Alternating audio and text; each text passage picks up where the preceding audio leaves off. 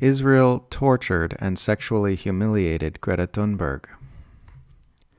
In an interview with Swedish paper Aftonbladet, Greta Thunberg has corroborated earlier eyewitness reports that she and her fellow Global Samud Flotilla activists were subjected to monstrous abuses by Israeli officials after being abducted from their boats carrying aid for Palestinians in Gaza. Here are some machine-translated excerpts. They grab me, pull me to the ground, and throw an Israeli flag over me. They dragged me to the opposite side from where the others were sitting, and I had the flag around me the whole time. They hit and kicked me.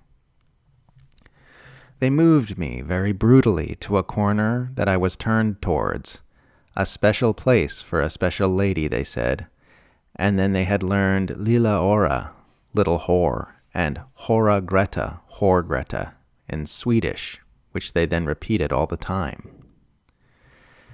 In the corner where Greta was sitting, the police placed a flag. The flag was placed so that it would touch me. When it fluttered and touched me, they shouted, "Don't touch the flag," and kicked me in the side. After a while, my hands were tied with cable ties very tightly. A bunch of guards lined up to take selfies with me while I was sitting like that. Thunberg says of her fellow activists, "They were thrown to the ground and beaten, but I could only see out of the corner of my eye because every time I lifted my head from the ground, I was kicked by the guards standing next to me." Greta was then taken into a building to be searched and undressed. "The guards have no empathy or humanity. They keep taking selfies with me. There's a lot I don't remember. So much is happening at once. You're in shock. You're in pain. But you go into a state of trying to stay calm." Outside, she was forced to take off her clothes again, she says. "It was mockery, rough handling, and everything was filmed. Everything they do is extremely violent." "It was so hot, like 40 degrees. We begged the whole time, 'Can we have water? Can we have water?' In the end, we screamed.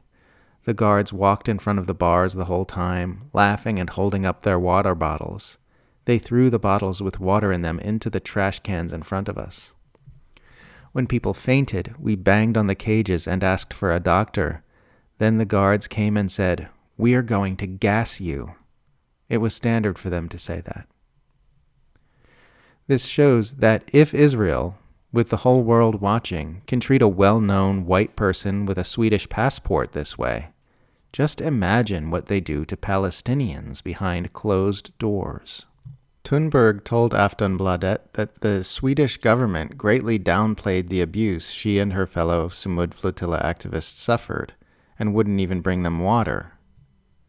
"We were together and told them about the treatment we received, about the lack of food, water, about the abuse, the torture. We showed them the physical injuries we had, bruises and scratches. We gave them all our contact details. I gave them my father's number and the number of our contact in the organization. We were clear. Everything we say now must be released to the media." They didn't do anything. They just said, "Our job is to listen to you. We are here and you are entitled to consular support." We said over and over again, "We need water." And they saw the guards had water bottles. The embassy staff said, "We'll make a note of that." One of us, Vincent, said, "Next time we meet you, you must bring water." Then it took 2 days before the embassy staff showed up again.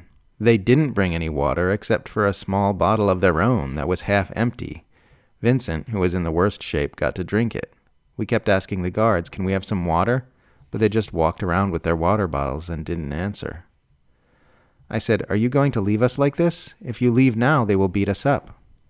But they just kept walking. When Aftonbladet compares emails sent by the Ministry of Foreign Affairs to relatives with what the captives describe telling embassy staff, it becomes clear that the seriousness of the situation has been downplayed.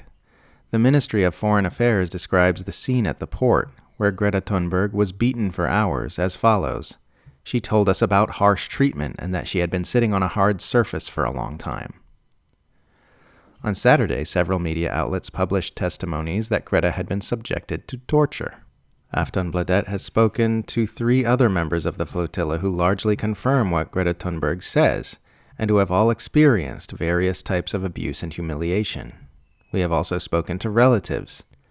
Everyone is highly critical of how the Swedish embassy staff acted.